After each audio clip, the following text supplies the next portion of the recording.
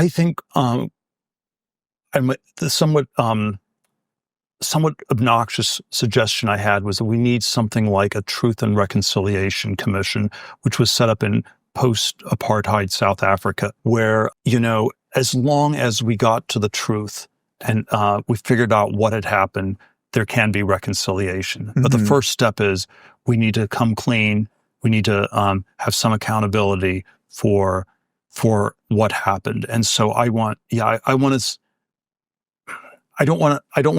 to have lots of arrests. I don't want lots of people to just get prosecuted. But I do think we need to have a lot more transparency into what exactly was going on in the sausage making factory.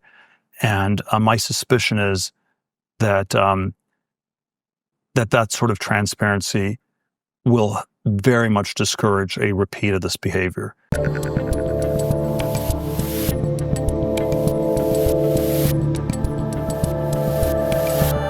All right, Peter Thiel, last time we did this was about 1.5 years ago, pre-Trump re-election. I would say the world was a little different. The first time we ever sat down was 2018. The world was very different. We started to get to know each other in about 2016. That feels like a different world altogether. So my first question to you is, you used to be the counterculture tech bro. Now everybody has come around to your positions, it seems. But as a guy that likes being in the opposition, just personally, how do you feel about that? I feel a lot better about it. So no, I don't think there's any virtue in being in the opposition of one for the sake of that or anything like that. So no, it's quite strange how much Silicon Valley has shifted. And of course, in some ways, even the Trump election in 2024 feels almost miraculous on some level. If you look at the total votes, it wasn't that enormous a shift. Mm-hmm. But if you believe in demographic determinism, it's an enormous shift because the electorate's different in 2024 from 2016. The Republicans in 2016, one would have said, were old white people, and 8 years later, a lot of them would not be alive, and they would be replaced by a younger, more diverse electorate. And so, the Republicans should never have won another election if you believed in the sort of demographic determinism of identity politics, where you do not vote based on reason or argument, but you vote on sub-rational factors like your gender or your race or your sexual orientation or other things like that. And for Trump and JD Vance to win, there were millions and millions of people who had to change their minds, and that's what I think was so impressive and so hopeful, that somehow there was an argument that was made, it convinced people, it worked, and we have another chance in this country. What did you see in JD early? Because you were basically his first backer, and I think the first real show that he did, like primetime show online, was my show, and it was because you said to me at lunch one day, you were like, why don't you chat with this guy? And you could see how rough he is in that, and now he's just become perfectly polished, I would say. Man, I don't want to exaggerate my abilities in these things, but I think I had for a long time I had a keenly felt sense that there was some need to rethink Republican priorities. We needed to somehow move on from the rhino republicanism of the Bush years, and even the zombie Reaganism of the 1980s, and there were elements of these things that could be kept, but then you really needed to update it in various ways. And I always found him to be very thoughtful, interested in trying to figure these things out, and then somehow, it all came together. Were you even surprised the way he has so stepped into this thing? I mean, to me, it started at that debate. Suddenly it was like, oh, he was ready to level up. And now you see it in these speeches he's given all over the world at this point. Yeah, I don't know what the right euphemism is, but I always thought he had a high ceiling. Fair enough. Why do you think you were sort of first in? I mean, I know you're a contrarian thinker in general, but when it comes to all of these tech guys that are now part of the administration, many of whom, I mean, Elon and David Sachs, guys that you started PayPal with 20 plus years ago, you were really the outsider on all of these guys. Yeah, maybe I was out of my mind. I had no idea what I was doing in 2016. It was I had this naive idea in 2016. You know, outside of Silicon Valley, it's like, you know, roughly half the people vote for one party, half vote for the other. And so, on some level, I thought supporting Trump for president in 2016 was the least contrarian thing I'd done in my life. So, you know, if you're just doing what half the population's doing, there's nothing. But in that world, it's a pretty insular world, and you still lived there at the time. And I thought, even with respect to that world, you know, most of them were in the Democratic Party. They were having these intra-democratic fights, and I wasn't fighting over, you know, was it going to be, you know, Hillary or Bernie Sanders, or, you know, there was. I thought, yeah, you could have intense fights there, and then, you know, on the Republican side was just this different thing, and yet there was some way where it got weaponized, and it was dangerous in ways that were greater than ever before. I mean, you know, obviously there were ways people were very anti-Bush, or there were sort of probably a lot of Republicans who were very deranged about Clinton in different ways, but certainly the way it happened with Trump, you know, was I think quite unprecedented. I think and then of course I was in a, you know, I was not in a sort of executive CEO role at one of these companies where you are in sort of a much higher pressure position. I was maybe a board member. But you were still on the board at Facebook, right? I think that is in some ways that is a, you know, it's a much less public role than if you're a senior executive or CEO at one of these companies. And there was, yeah, the felt sense of pressure on these people was extraordinary. You know, it's always a sort of a question. I think to some extent people changed their minds and shifted. You know, I've known, you know, where someone like Elon is, you know, is sort of like, in some ways he's one of a kind. In some ways he's paradigmatic for a lot of these things. I've known Elon since 2000. And for the first 20 years, I wouldn't call him a conventionally liberal person, but, you know, I think I would think that it was a little bit more on the, you know, liberal, vaguely libertarian side. You know, Tesla was the flagship company, and it was always the Republicans didn't really believe in climate change, and so it was more naturally.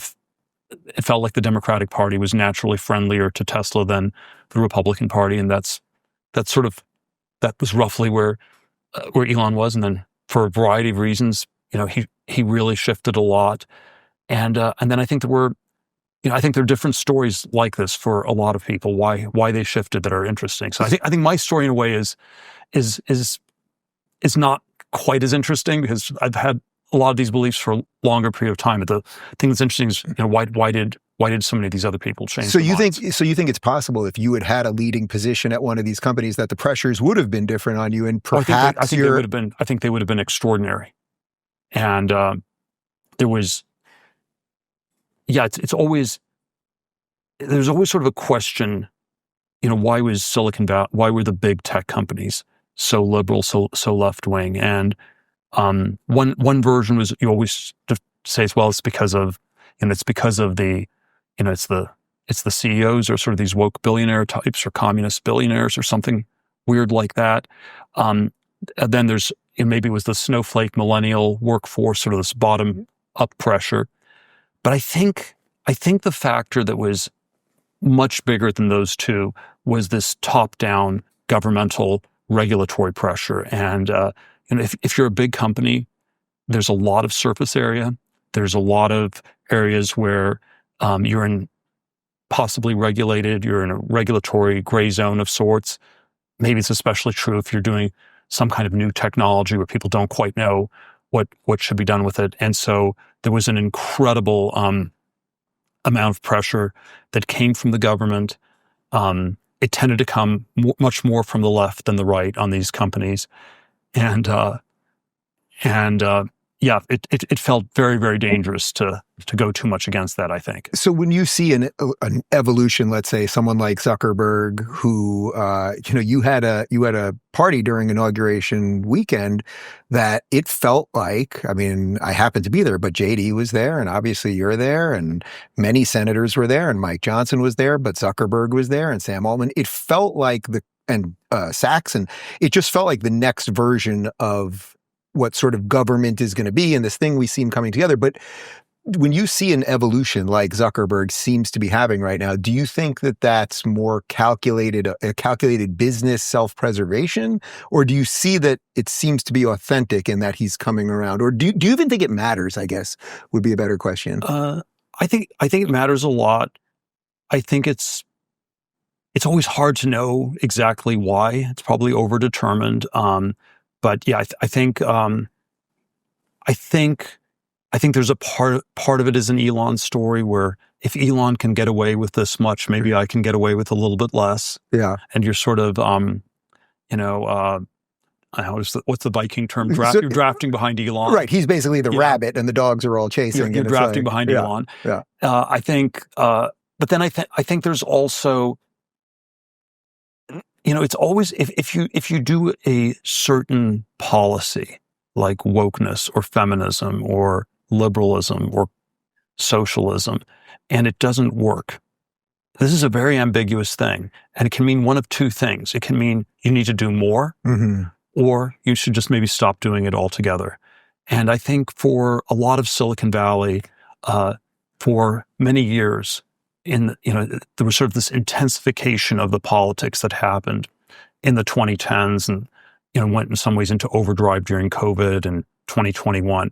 And it was, well, maybe we're not doing enough. We need to pay more taxes. We need to do more DEI, more wokeness. And at some point it dawns on people, it's just not working altogether. And then, you don't shift back a little bit. At that point, maybe you shift quite a lot. And I think something like that is what is happening in so many of these places. And I have a decent number of conversations with tech CEOs, and what they tell me one-on-one, and again, maybe it's very biased because they know what my perspective is, but what they tell me one-on-one is maybe they aren't fully supportive of Trump, but they are so against the political correctness and all the ways in which this has just damaged their companies. The companies don't work. I think I know you well enough to know the answer to this, but as you watch a lot of these people come to the positions that you were staking out when they were not popular to have, just on a personal note, do you ever feel like the apology or just some sort of acknowledgement would be nice? Because you've been hit very hard in the media over the years, and it turns out that the culture actually did shift your way. I know there's nobody gets the apology or something, but sometimes there's something nice about someone else's evolution when it comes with that. Yes, that would be nice, but I you don't have time. I think if someone says that they've come around to agreeing with me, that's a pretty big apology. That's there. Good enough. That's good enough for me. What would you say to the people that right now are freaking out, who are just like, wait a minute, you've got all of these tech bros and they built these companies, particularly PayPal 20 years ago. They've done all these things. They own all these companies. They have so many interests all together. And that's too much concentrated power, and that argument, which we're hearing a lot of right now. Man, I don't even know what that means. Like, well, where are people using this power? How are they using it? And I'm not making the argument. I'm just and this is, again, too psychological, but so many of these things I always think are projections where there were so many critiques the left had of President Trump. It was sort of like, maybe he didn't have all his marbles. And it was like, well, this was a sort of a projection of, it turned out for the person who came after Trump. Right. Or there were all these ways that he was this fascist who was threatening democracy in all these ways. And I mean, man, so much of the stuff that has come out with USAID Crazy. and all these ways that this center left establishment, was doing the exact opposite of, or was doing the things it was accusing the other side of. And so, I don't know. I think there was, I always the sociology of it. I always think of our side. We're this ragtag rebel alliance. The people they're not natural. Aren't naturally synced up in this sort of robotic way. And we right. This alliance makes no sense in some ways. It's very heterogeneous. You have the autistic C-3PO policy wonk person, and you have the teenage Chewbacca person, and you have they're all autistic. I know they're all autistic. And that's sort of that's sort of what our side looks like. And the other side was synced up. They were robotic ditto heads, just it was all Imperial stormtroopers or whatever, Do you have just a fundamental aversion to that thing? Like when you just see a whole bunch of people agreeing on something, the way that the left has just fallen into lockstep and they had no ability to argue with each other or just counter ideas. Is that something that just automatically goes off in your head? Yes. It's a very subtle thing. There's obviously some point where, consensus tells you that we have the truth. And then there's some point where consensus, a too powerful consensus, tells you that you have something totalitarian going on. And so if you have 51 in a democracy, you think the 51% are more right than 49. If you get 70%, that's even better. And if you're at 99.99% on one side, maybe you're in North Korea. Yeah. And so there is some point where the wisdom of crowds gives way to the madness of crowds. And my intuition is always that this happens, way sooner than you think. And again, this is very hard to quantify.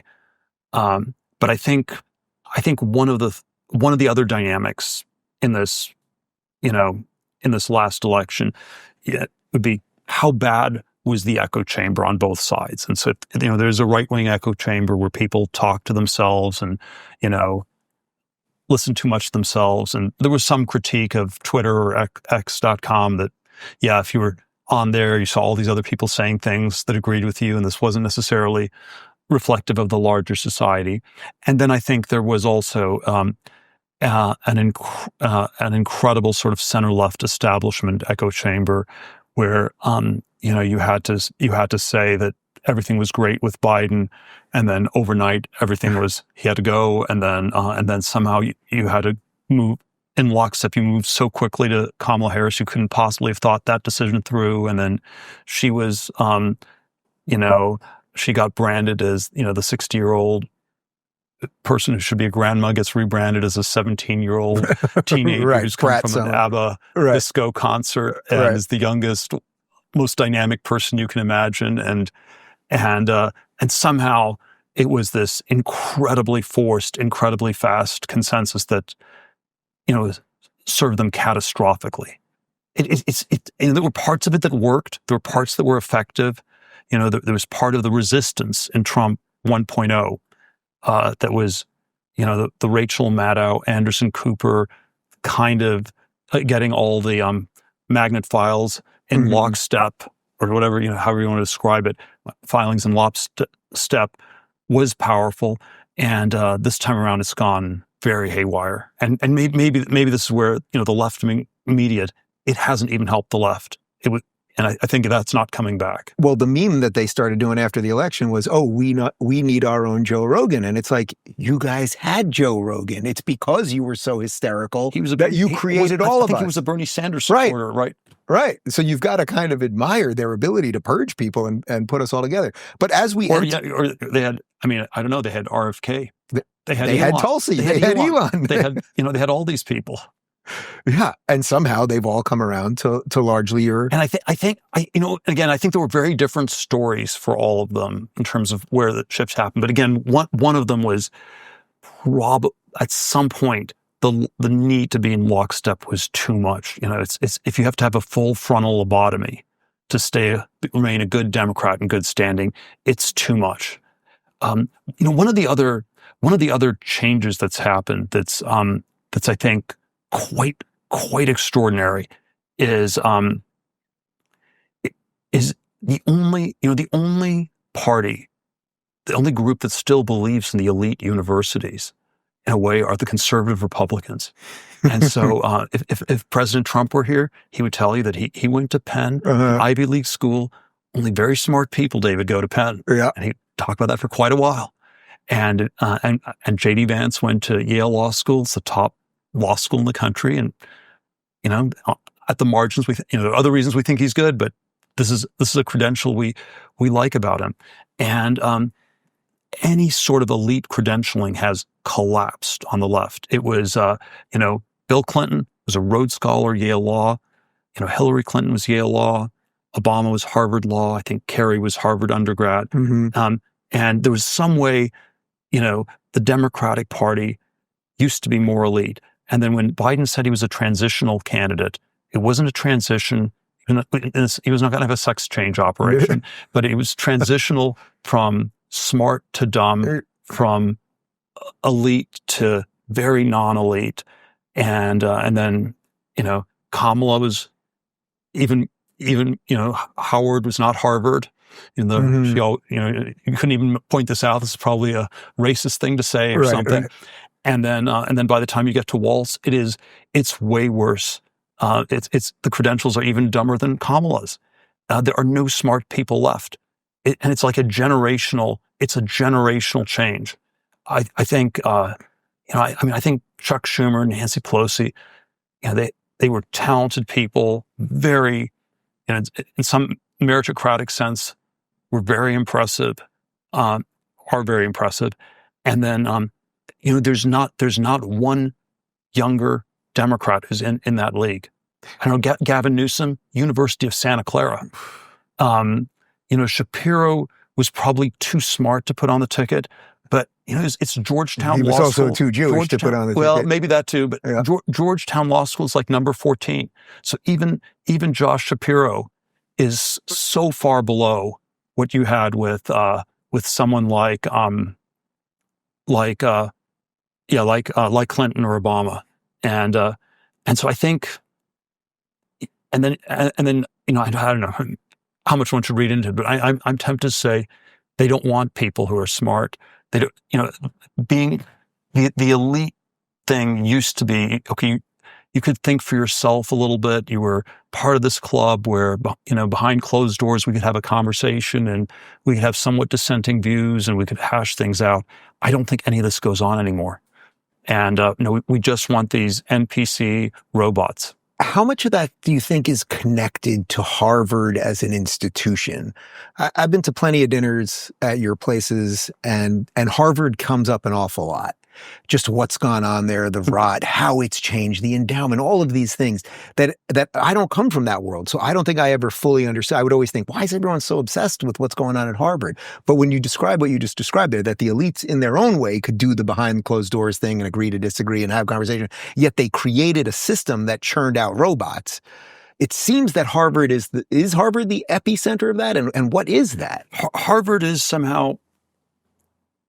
probably, there are a number of these schools. There's some way where Harvard was the first among equals, and there was part of it that was an exclave of Washington D.C. or the Kennedy School of Government, and the Harvard Economics Department used to have a tremendous say in economic policy, and so and then there was there's probably some Harvard Massachusetts thing with I don't know, Kennedy, McGovern was from Massachusetts. You have, there was a way that Dukakis was Massachusetts, mm-hmm. Kerry was Massachusetts, Obama was Harvard. So it was this very, very conservative power structure. I think there were only two Democrat presidents that Carter pretended to be allied with the Northeast establishment, and then he sort of double-crossed them halfway through his term and replaced them with all these Georgia people. But then they got back at him and primaried him with Ted Kennedy, who was, again, a Harvard person. And then I think Clinton was arguably the one person who, I mean, it was Yale, but who somehow managed to outflank the Harvard people. But if maybe almost going back to JFK, it's been an incredible part of the power structure. And then I think in a strange way, it's gone. I think if you were a liberal, student, let's say a liberal white male at Harvard, there's no longer any, maybe there's still some way you can get a track towards a good job on Wall Street or in Silicon Valley, but it no longer seems to track into the center-left establishment. When Alan Bloom spoke at Harvard in the late 1980s, the sort of obnoxious way he started his speech was "my fellow elitists," because it was like everybody at Harvard was really elitist. Right. They pretended not to be. Yeah. Today, you could never. You couldn't even. They would. They all say, no, we're all so egalitarian. And then if you're a Harvard student, you shouldn't expect anything more from that. And you should, you're not special because you're here. So somehow, you had this egalitarian rhetoric for a long time, but it's somehow, the form is the same, but the substance has changed. So as a guy that has encouraged an awful lot of young people to not go to college, and I'm very happy to say that virtually everyone I've hired is now a college dropout. It's become a running joke around here. I only hire college dropouts, and it works every time. I mean, do you take some sort of like personal pleasure in that these institutions that churned out the robots actually are in this decline now? I'm never sure quite how quickly it reverses, but I think there has been a very big decline, and it's very hard to track. Harvard's probably still, in some sense, the first among equals. They still have a $50 billion endowment. They can keep going for a very long time. But these things can go bad without people being able to correct it or notice it. So there's a I always think that cities are very different from companies. Companies normally have a finite lifespan, and companies, there's a limit to how bad the politics in a company can get, because if it gets too messed up, the company just goes bankrupt. You go out of business. In a city, the average city that exists, that ever was founded, still exists in the world today. And your average city is an immortal being. It lasts forever. And at some point, you can mess it up so badly, it goes broke. Or it gets destroyed. Carthage gets destroyed. Maybe Detroit is, past the point of no return. But the network effects in cities are so powerful that there are a lot of these in-between cities where they can be extremely bad, extremely dysfunctional, and can persist for a long time. And I think if you modeled it, universities are actually closer to cities than companies. The top universities in the country were the ones that have been around for close to 400 years at this point. Harvard, Yale, Stanford was the big top university west of the Mississippi. So there's something about them that's very durable.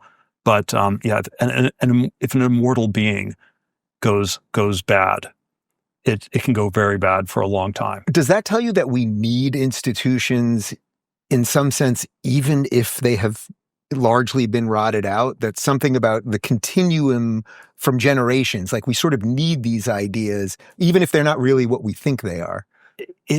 I don't know exactly what it says. It tells you that there's not necessarily a straightforward mechanism for replacing Harvard. It also tells you that maybe Harvard can be a lot worse than it looks based on its endowment or the fact that it's still, attracting all these talented people. It can tell you that it's extremely hard to reform internally. Maybe it tells you it's important to keep trying. So I don't disagree with conservatives who try to influence these things and, try to keep, try to figure out a way to do it. I'm probably a little bit black-pilled on doing it myself. It does tell you it's probably quite hard to come up with alternative institutions. But then at some point, you have these occasional points where you have these phase shifts, and people realize they're working so badly. And maybe the Democratic Party has realized that nothing's coming out of Harvard, and so, we shouldn't particularly privilege these people. So one of the lines they're not learning anything. When you talk to these places, or they're learning all the wrong things. I think they're learning very little. I did this function at Yale. I spoke at the Yale Political Union last September. You talk to a bunch of the students, and it's like every class. There's not a single class that's as hard as any class they had in high school. And wow. It's just, again, this is maybe more on the humanities side, but it's unbelievably easy. You get an A in every class. Did you feel that? You were teaching at Stanford, weren't you?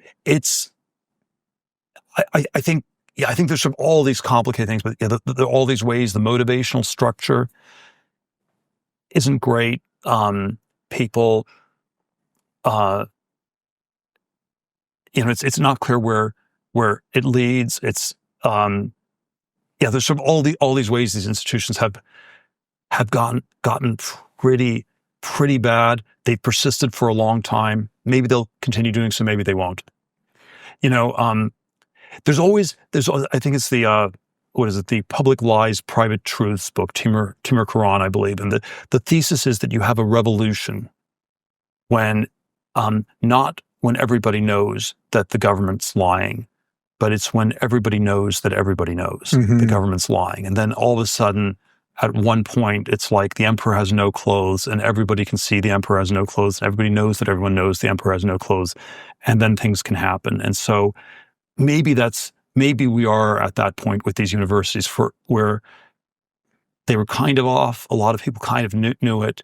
We're now at a point where just about everybody knows that everybody knows. It's similar to what is going on with Doge and the government employees. Yeah. Well, that's exactly what I was going to say. So that must be, there's a line that you said to me years ago that I say on this show probably once a week, which is that you said, I wouldn't be a libertarian if any of it worked. And to me, that distills it down perfectly, that if the system, whatever the system is, if it roughly worked, then you wouldn't need to be a libertarian, because you'd say, okay, I can give in to this thing because it kind of works. And there were ways it used to work better than it does now. Public schools in the U.S. were pretty high functioning in the 1950s and 1960s, and they've declined massively. Probably, there was a way that it's hard to imagine this, but there was a way that in the 1930s, when the New Dealers took over, the government was meritocratic, and you had the best and the brightest people worked there, and it was still very talented in the 50s and early 60s, and NASA had the most talented rocket scientists, in the U.S. and the whole world, and you could do things, and so there's sort of there's a way that there's been a real decline in these institutions, and this is where I always think of libertarianism, classical liberalism. They're not necessarily timeless and eternal truths, but I think they are more true now than they were 60 years ago. That's interesting. So do you think that if Doge keeps uncovering stuff and we keep cutting the waste and finding the fraud, and sure, there's more justification for a much smaller government. There's much less of a need for a big government than in the past, in all sorts of ways.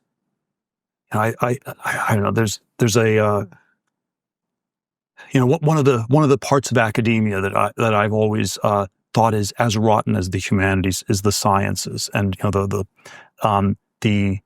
thought experiment I always give is if you think about the government, you have the DMV, the post office, the NSA. What's the most messed up government agency? It's obviously the NSA, because we have no idea what's going on there. Right. Whereas post office and a DMV, you go in, you can see no one's working. You can't get a pen, incompetent, but you have a sense of what they're doing. So there's actually a little bit of accountability when it's so transparently incompetent. Right. And then I think the humanities, you can tell that it's obviously woke ridiculousness. No one's reading books anymore or anything. The sciences, very, very hard to know. We had a tale of these two university presidents that got fired in the last couple of years. There was the Harvard president, Claudine Gay, was sort of the plagiarizing DEI woman. But then you had the Stanford president, Mark Tessier-Levine, where it was basically fraudulent dementia research. He was a neurobiologist, probably stole tens of millions of dollars, engaged in fraudulent research. And the conservatives, it's much easier for us to critique Claudine Gay than Mark Tessier-Levine. And that makes me think, maybe there's a complementarity between the rot in the humanities and the rot in the sciences, but probably the rot in the sciences is even worse. And at some point, we figure out we shouldn't be funding this anymore. It's really unstable. It can change a lot. In some sense, do you think that this moment that we're at, where we now are resetting some of this and Doge is coming in and we're on this incredible moment with AI, and I want to talk about Palantir a little bit and all these things, do you think there was no other way that history could have gone than to have gotten to this point, that things were going to work for a while, as you just described, and scientists would want to go to NASA, and we needed a state. And then over time, the bloat just got bigger and bigger, and there was really no way around that. It's sort of a function of our success. And then it led us to the strange moment we're in, and maybe the sort of upward move that we could be on right now. Yeah, I resist overly determinist historical theories. There's probably some, it feels like there's some natural entropy where, these organizations become more bloated and bureaucratic over time, and there's some sort of entropic drift like that. I don't like being too determinist. I always think there's room for human agency. I don't think it had to happen this way, but given that that's what has happened, that there has been an extraordinary decline, the natural thing at this point is probably to downsize things significantly and to rationalize things, and that's and maybe there's an opening for that happening much more than there was even 9 years ago. I don't know. The crazy thing I kind of wonder is whether this would have even been possible 4 years ago if Trump had gotten reelected in 2020. I somehow think we weren't quite ready to do this, and maybe I don't know. This is too pessimistic a thing to say, but maybe we needed the 4 Biden years. No, I don't even think that's pessimistic. I think that's realist. They were educational, and it was just it was an ancien regime with a and then somehow Biden encapsulated this, ancien regime that was way, way past its sell-by date, and we needed it took a while to educate enough people about that. It's interesting. Why do you think that would be a pessimist way of viewing it, as opposed to just because you'd like to think we could just? I was hoping we could do all this stuff in 2017. So that was so you saw the chance to fix these things, and that was your calculation. Sure. I thought there was a lot that was wrong in this country. I always thought "Make America Great Again" was the most pessimistic slogan a Republican had said. It was, we were no longer a great country, and then finally Trump was going to be the forcing function. President Trump was going to be this forcing function where we'd be able to talk about all these problems, and by and large, I don't think people were ready for this in 2017. It was much more shooting the messenger than listening to this very disturbing message that he had. Yeah, that is why I'm sympathetic to the determinist argument, because it sort of feels like he had to lose to get us here. I think, again, I don't think one should be Pollyannish about everything getting fixed, but I think there's an opening now that did not exist 8 years ago. So and still it's up to the people in the Trump administration. It's up to people like you to keep pushing. There's it's gonna still take a lot of human agency to get this country into a better place, back on track. You once said to me that you would never bet against Elon Musk. As you see him get involved in this thing, having started a company with him, and now so many other guys that you guys have worked with are part of this operation. I mean, do you see this as sort of like the best case scenario, what's happening right now, that there are these great people involved and that they really are doing the things that we need to be done, and it's not just with the little scalpel, but it is with the sledgehammer, and that's probably the only way? Yeah, I don't know. It's look. I mean, it's so hard. It's so hard to judge this. I would never bet against Elon. I think he will. You know, we shouldn't be too determinist the other way, though. We shouldn't just assume that Elon will solve all our problems for us, and Elon will be much more likely to succeed if all of us do our share and trying to articulate this. We don't just count on him to do everything. Right. Have you gotten a call to do something since your whole crew has gotten a call? I've tried to encourage them to bring on board as many of the good people I know as possible. I feel, there's so many more people in this administration that I think are really first rate. I think it's off to a much stronger start than 8 years ago. What do you make of the collapse of the gatekeepers? Because that seems to be the other story here. There's sort of the obvious story in that we're fixing government and it's becoming more transparent. But that's all to the backdrop of nobody is buying the BS that we've talked about here anymore, and that cable news is in the tank and people are watching this instead of that and all of those things. Are you concerned that with no gatekeepers, that where does that actually spin us off into? Do you have any concerns around any of that? That we won't agree on anything at some point? Yes, but it's always... It's always what's the problem. I don't know if we frame it morally, is the problem that we have too much relativism or too much totalitarianism. And I think the problem was way more on the totalitarian side than the relativist side. Or in the philosophy of science, I always think you can think of science as fighting a two-front war against excessive dogmatism and excessive skepticism. And so if you're a good scientist, you can't be too dogmatic.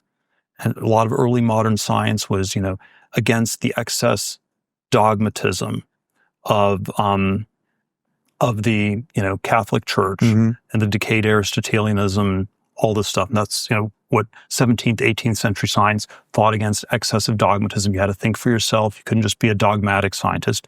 But you also can't be too skeptical if you're a scientist. So if I don't believe my senses, I don't think you're sitting in front of me. You got a problem. I might be, in a simulation, or who knows, I don't know, I might, everything might be an illusion. That's not a good attitude for science. So there's some balance between anti-dogmatic and anti-skeptical. You have to fight both. And so, yes, on an abstract level, you're right that if you are just anti-dogmatic, which is, and the gatekeepers preserve the dogmas, and we're just fighting the gatekeepers, and if we're pure anti-dogmatic, that wouldn't be healthy, because then we're too skeptical, and there needs to be some balance. But my intuition is, the problem in our society is not too much skepticism and too little. If you ask, where's that balance between too much dogmatism, too much skepticism? Or dogmatism is like totalitarian, skepticism is like nihilistic relativism. And we're way too close to the excess dogmatic side. And so, for example, to use the science example of this, there are all sorts of places where science today fights skepticism. You're not supposed to be a climate skeptic. You're not supposed to be a vaccine skeptic. You're not supposed to be a stem cell skeptic. You're not supposed to be a Darwin skeptic. So all sorts of places where if you're too skeptical, you can't be a scientist. They're fighting skepticism all the time. I don't think if you asked any scientist, they could even name a thing where science is too dogmatic.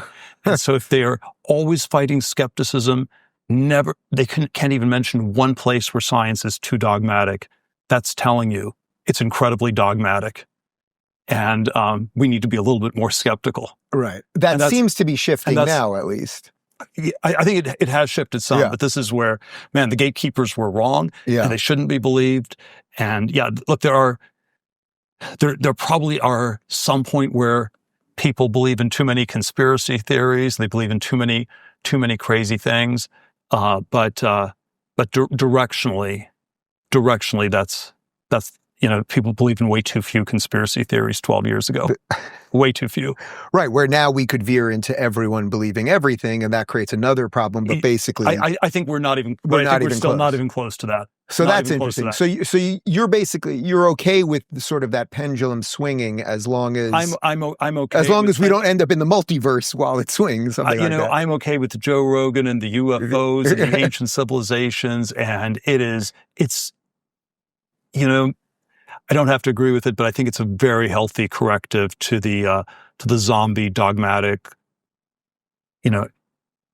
establishment that we had that just blocked all questions and blocked so much stuff that made sense. It's like, I don't know, it was wrong on so many things. Again, the COVID thing was like this watershed moment. If they were so wrong about COVID, so wrong about it was the food market or the Wuhan lab. You couldn't ask questions. And they didn't just block things that were wrong. They blocked a lot of things that were, I think, correct. Yeah. And then, why shouldn't we also rethink the climate science narrative and, all these other things? Do you see climate as the big next one that people are going to really start challenging more outwardly? Because that seems like the major one that we still aren't quite addressing, although there's a few more people online I think willing to... I think there are a lot of versions. The big meta narrative on science, the big meta narrative, I would say, is people claim that there's a lot of science going on and the science is very healthy. And my skeptical view of science in general is I think most of these people are not scientists. They're not doing much work. They're not making any interesting new discoveries. They're just politicians getting money from the government. One of the people I know is this guy, Bob Laughlin, who's a physics professor at Stanford. He got a Nobel Prize in physics in 1998. And he suffered from the extreme delusion that once he got a Nobel Prize in physics, he would be free to look at anything he wanted to. And the area of science that he went after was he was convinced that most of the scientists, even at a place like Stanford, weren't really doing very much work, weren't doing very much science, were stealing money from taxpayers.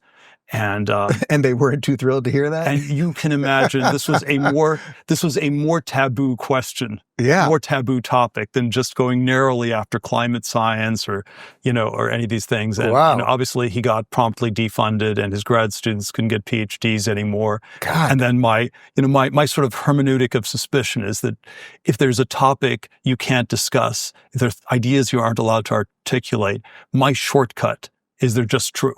You just know they're true. So if you're not allowed to articulate this idea that the universities haven't been doing much science, that the fraud that happened at Stanford where the president wasted tens of millions of dollars in fraudulent dementia research, that is par for the course. That's what most of these people have been doing. This is why our society is stuck.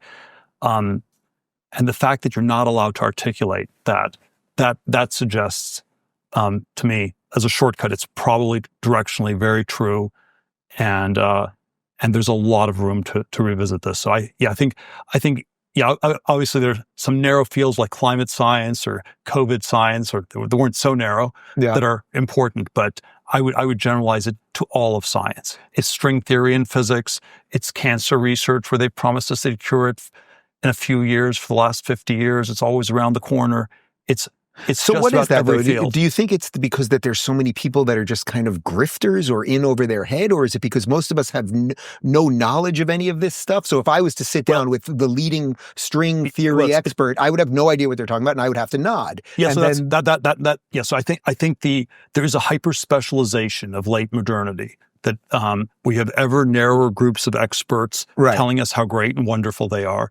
And so there's something about that makes it very hard to evaluate the experts. And then there's some layer, the political intuition I have is we should actually be very skeptical of what they're saying, because the fact that it's so hard to evaluate the string theorists means we should be especially skeptical of it. And this is sort of so there's this hyper-specialization feature of late modernity. There are probably there are probably ways that the peer review process, was used for so much of the evaluation of what got published and what got funded. And this was, not necessarily a process that worked that well. It led to consensus, and then if the consensus was wrong, or maybe you just funded very boring things were very incremental. And so, I think there are maybe a lot of different reasons that it's sort of, developed in this way. But the sweeping claim I would make is we should be skeptical of the scientific enterprise in its totality. Almost all of it is way exaggerated. And this would be the really tough critique of universities. It's sort of a debating point. I think there always are two different ways you can go after an opponent in an argument or something. You go after the opponent, or in a military campaign or whatever. You go after your opponent at the weakest point.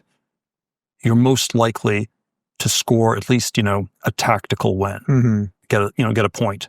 If you go after your opponent at the opponent's strongest point, and you're able to win, it's hard. But if you're able to go beat them at their strongest point, that's game, set, match. And the university's weakest points in some ways are, let's say all the nonsense in the humanities.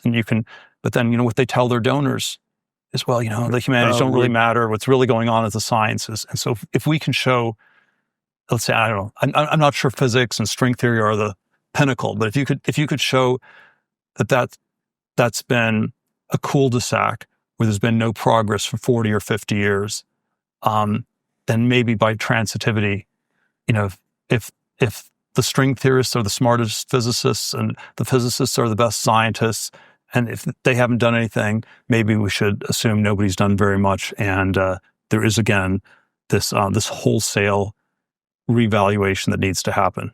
It's part of it also that even if people found out that some of that was complete nonsense and you really poked a hole in some of their, most precious things, that a certain amount of this is just like, it's just sort of social behavior that people are just like, oh, we donate to the same things, we circulate in the same things.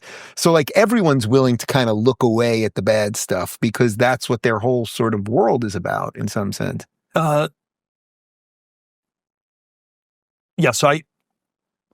probably if we coming back to the critique of the universities, if we critique them, I think you should try to critique them both at their weakest point and their strongest point, but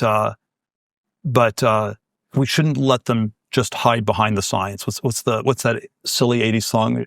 She blinded me with science. Yeah, right. Exactly. They blinded you with science. Yeah, which that does not quite work anymore, I suppose. So you must be thrilled about Bobby, I assume, because he's basically coming in with that skepticism. I mean, that seems to be the driving point behind the entire movement. Yes, and again, and then there's there's a critique of Bob is he's too skeptical, and how can you be against vaccines? I don't think he's categorically against them, and but yes, my directional bias is we've had way too much of this totalitarian top-down dogmatism. It's more corrupt than the Catholic Church was 400 or 500 years ago. It's more dogmatic. I think there were more divisions. There was more natural debate. The Dominicans and the Franciscans and the Jesuits, they weren't all the same. And there was natural heterogeneity within the Catholic Church. And this is way more, everybody is in lockstep. No interesting differences, no real debates. Let me ask you about Palantir, because it's come up a couple of times on the show. We've played a bunch of videos of Alex Karp, who I think is one of the great thinkers these days. And also he looks like the guy who from Ready Player One, who created the virtual world. But I had Joe Lonsdale sitting in that seat just a couple of weeks ago, and we talked a bit about Palantir. And he smiled when I asked him, but I feel like everybody asked the same question. What is Palantir? That was the same smile he gave me. Well, I'm always tempted to do the literary answer from Lord of the Rings. Where it's this seeing stone, which is very powerful. It helps you understand the world better. It was originally created by the elves. It was meant to be used for good purposes. it is a potentially very dangerous technology. It's very powerful. It ends up playing a very important role in the way the series goes. Because anyway, I can go. We could do the entire Lord of the Rings thing. I know you love the references. Yeah. And basically, there are and it ultimately gets used for good, even in the Lord of the Rings, where Aragorn shows Sauron the sword, Anduril, the sword that was reforged with which the One Ring was cut off Sauron's finger in the Palantir, and he retakes the Palantir for good, and then Sauron is fooled into launching a premature attack, and then that's how the hobbits get to Mount Doom in Mordor and destroy the One Ring. And so, there's sort of all these. So the Palantir ultimately does get used for good. It was the genesis of the company we founded over 20 years ago was to try to find some way to solve the terrorism intelligence community problem, and if you define technology as doing more with less, is we needed to have more security with fewer violations of civil liberties, fewer intrusions of privacy.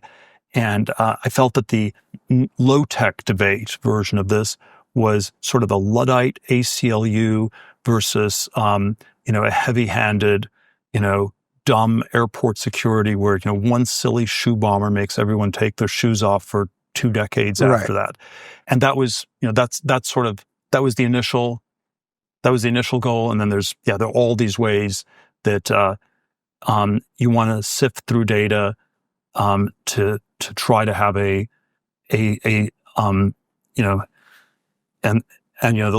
libertarian idea was we could not afford to have more terrorist attacks, because if you have a terrorist attack and you don't have a high-tech solution, you will always get the heavy-handed, low-tech stuff that we got after 9/11 with the Patriot Act and all those things. And then of course there is some software layer to not just for the intelligence community, but for the military, for the defense capabilities generally, where we need to be able to coordinate resources and coordinate all these things much better. And I don't want to propagandize this too much. I'm always bad at doing this, but I think Palantir, is sort of is the right way to do this, is the best solution. It's extremely hard to start defense related tech companies. It's again this very locked in, frozen, hard to change system. That's the glass half empty version. The glass half full version is there's also some room for something that can be massively improved, and at some point that matters. And I don't know how... That's the rough story of the company. So I don't know how much you're doing with the day-to-day there, but I mean, I know you love the philosophical debates behind that between privacy and liberty and all of those things. I mean, is there that constant debate between, okay, we have to work with these governments and sort this information, but we don't want to step on these rights, and probably it's different in every country, so there must be just like an endless amount of just purely philosophic debate beyond just the tech stack that you guys are building to help countries make sure that things aren't blowing up, basically. Yes, but I also think there are I do think, look, there are a lot of debates we have. At the end of the day, we are very pro the Western world. We want to work with Western allied governments. We believe that in some sense our side is still better than the other side on these things. And then I think there are a lot of ways that something like Palantir ends up being also a constraint on government action, where if a lot of the abuses, a lot of the most extreme sort of overreach happened in contexts where people thought there would be no accountability ever inside the government. So, and that this was, probably like something like the Guantanamo stuff in Bush 43. Nobody knew what was going on. If nobody knows, it can go really crazy. And then, of course, at some point, people know, and the inmates take over the asylum, Right. and it sort of went probably too much the other way. But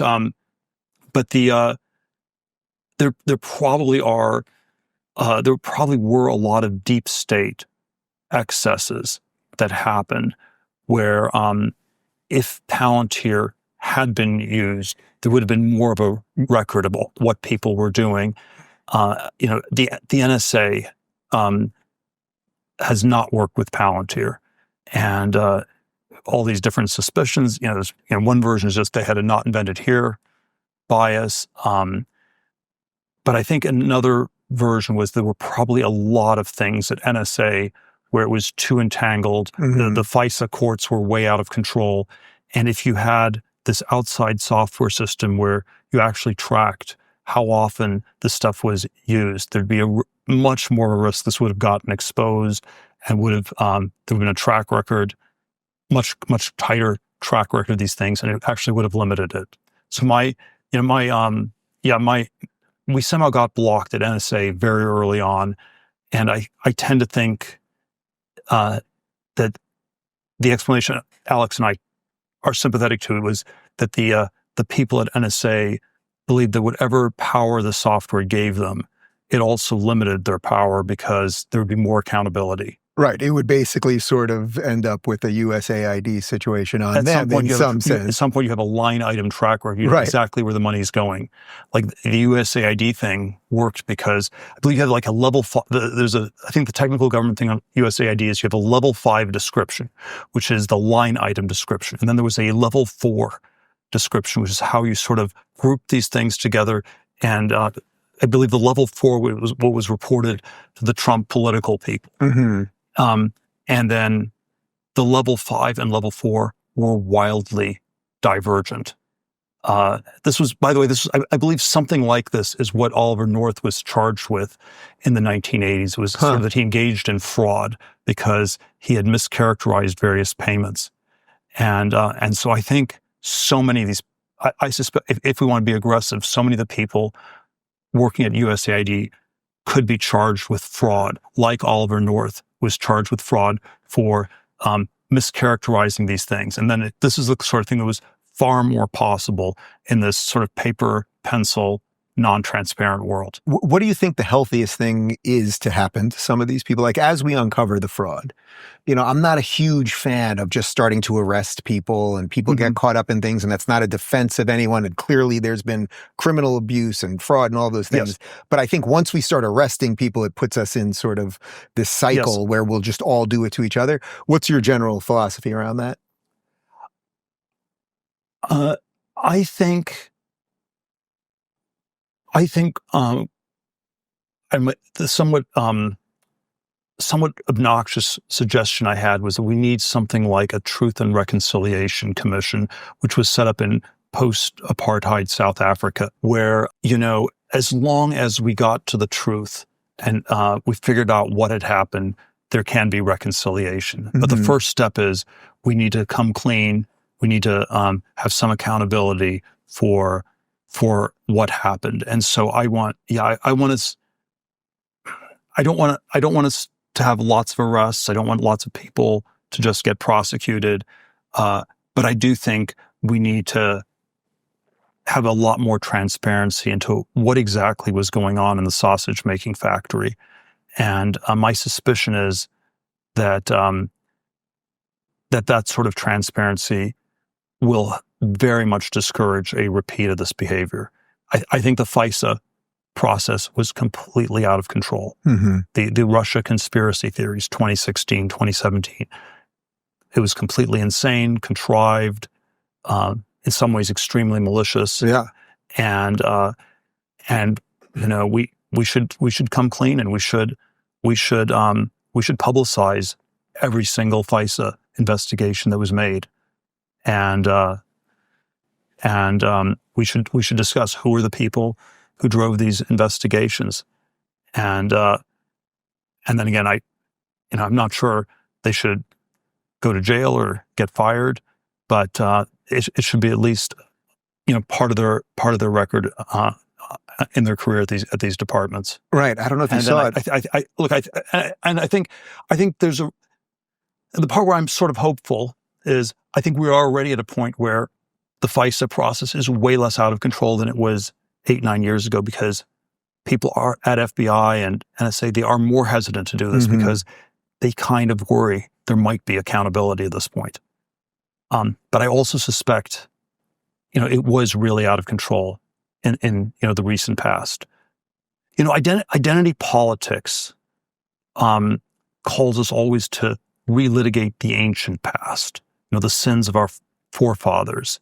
And what I think the Trump administration should be investigating is not the distant past, but the recent past. It's more important to look into COVID-19 and Fauci and all these people than into 1619. And so, and then what my suspicion is that there was a lot of abuse. There was a lot of crazy stuff that happened because, and this again is sort of an obnoxious comparison. I think there was something about the Biden thing that was crazier than apartheid South Africa. Because apartheid South Africa, by the 1980s, they knew they were on the wrong side of history. They knew their days were numbered. The Biden people, the Obama-Biden people, they were so delusional. They thought they were on the right side of history, and they were going to be the winners. They would always get to rewrite the rules. It was like the Ancien regime, right, pre-revolutionary France. They thought it would go on forever. And so if you're in a world where you think you're on the winning side, you will always be able to get to rewrite the rules. It does. On one analysis, how much will you push the envelope? How much will you bend these rules? And so I think there was a lot, and there's a lot there are a lot of strings that can be pulled, and if we pull enough of them, the fabric of the ancien regime of liberalism will completely unravel. It does tell you something beautiful about our mechanism to reset to truth, right? That they couldn't do it this time. I mean, the day before the election, Obama was on stage doing the very fine people hoax, and nobody bought it. And it was like, man, the gall of this guy to put that lie out there when it's been debunked a jillion times. So remind me, what was that? The very fine people, the Charlottesville, that there were very fine people on both sides, meaning the white supremacists versus the others. And it's like, wow, you really thought you could still do it. But enough of us have had the reset that they just couldn't do it anymore. Well, there are a lot of variations on this. One, again, one hopeful thought I've had is that maybe identity politics was simply something that was a pre-internet phenomenon politically, because identity politics, or the politics of identity works by telling different people different messages. You can micro-target them, and nobody notices it. And I believe the last presidential election that was truly a pre-internet election was 2008, when Obama got elected president. It was not, and he could tell different things to different people. It was sort of like Mark Penn was sort of the micro-targeting Clinton 90s person. But the basic version for Obama in 2008 was, you told black people to vote for me because I'm black, and he told white people, vote for me because I'm post-racial. And by the time you get to 2016 with Hillary Clinton, it doesn't work anymore. You can't tell, women to vote for you because you're a woman, and men to vote for you because you're post-gender. Right. And then by 2024, I don't even think it just made no sense I don't even think Kamala was nearly as bad as Hillary or Barack Obama were in 8 and 16 years earlier. But even the smallest things where she had the fake accent and changed a little bit from one setting to another, it doesn't work anymore. And so there's sort of if you say, intersectionality. I don't know, maybe 7% of the population are Black women. And so it means that the Black women are supposed to vote for you. And does that mean the other 93% of the people are going to move to the back of the bus or are going to get off the bus? Right. And should take a hike? And right, you go to them and you say backfires. Black women, or they'll literally be like, Black lesbians are the backbone of the economy, and then other people hear that and they're like, okay, well, so that micro targeting basically because the internet has exposed the intersection. Yeah, people in 2020. It seems delusional what they were thinking, but some of the intersectionality was the union of Blacks and women and all these people. Yeah. But it didn't work. On some level, I think the Democrats vaguely intuited it because you went with Joe Biden in 2020, who was the old, straight, white male, even older than Mr. Trump. And so it was like this retro non-DEI person. And then the promise was he was going to be the last one ever. And then after this, we'd have a diverse person. And in the abstract, yeah, there are more people who are not old, straight white men than who are. Yeah. But you don't have an abstract, diverse person. It's always, is it a white woman? Is it a Black trans? Woman, man, guy, girl, whatever. And in practice, it's always too specific. And maybe they already knew in 2020 that it was somehow not quite going to work, and maybe that's why they were stuck with Biden for so long, because they knew that the post-Biden had to be a specific, diverse person, and then that would offend more people than it would include. It would exclude more than it would include. But again, it was in this internet world where it's transparent enough, and right, they set their own trapdoor in essence. Let me ask you one other thing, and then we can continue this over dinner separately. It's interesting because it seems to me that you're quite white-pilled at the moment in some sense. Like even when you're talking to me now, there's a smile. There's like you seem very hopeful, and you usually are the contrarian. So this is I suppose a big thing to end with, but we haven't really talked about AI. I know you're a sci-fi guy. I'm a big sci-fi guy. In all the sci-fi stories, we're about to set the biggest trap ever for ourselves, and humanity is about to, basically hand over all of its individuality to the machine, and whether it's the Matrix or Terminator or whatever. Where are you? I know you're not overly deterministic, but just sort of like kind of blank slate. Like as we enter this phase of AI, and as we're about to cross this horizon, do you feel that we will be able to do it in a way that will allow humans to flourish for the most part, or are you more worried about the other part, or is it something that you're just going to kind of punt because you're not overly deterministic? Well, let me start by saying, I'm relatively more white-pilled than I have been at various points in the past. I still think there's an enormous array of incredible, messy problems. We didn't talk about, all the foreign policy, the crisis in the Ukraine and Iran, even bigger, the Taiwan crisis that's probably going to come to a head some point in the next few years. There are all sorts of ways, it's going to be very hard for the Trump administration to square the circle economically. You have to somehow figure out ways to extend the tax cuts, but we can't really borrow that much more money. The deficits are out of control. It's not that easy to cut the spending.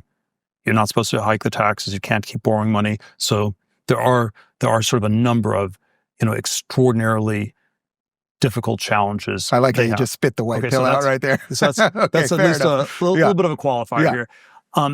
I think one of the ways I always think of the AI problem, or the existential risk problems, that we have all these different existential risks, and there's nuclear war, there are bioweapons, there are killer robots, and then and all sorts of ways the AI technology can be quite potentially quite dangerous and quite scary.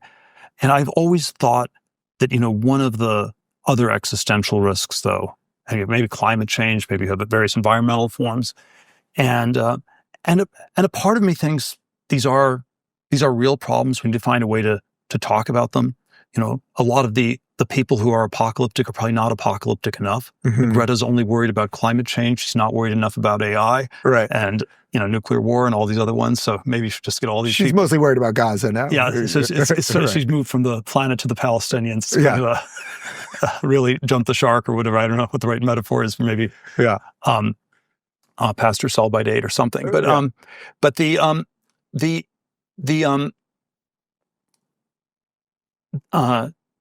but I think one of the risks that's also very big is that if we don't get science and tech to work, if we don't have some sense of progress, all the ways our society works by progressing. It's the middle class are the people in the U.S. The middle class I define as people who expect their kids to do better than themselves, and this generational compact, it somehow broke down between the boomers and the millennials, and we have this society where the younger people are in many ways not expected to do as well as their parents, and so this sort of no growth, zero growth, stagnation, this society is going to derange. It will derange our institutions. It's not going to work. And so any default where there's no innovation and there's no progress, that's not idyllic. If everyone's riding your bicycle a la Greta, you're probably in North Korea. And so I think the way I would articulate the worry that I have about AI, yes, I have some worries about the technology, and you don't want to downplay them. I have even more worries about going from the frying pan into the fire of, worldwide totalitarian control of regulating it and stopping it.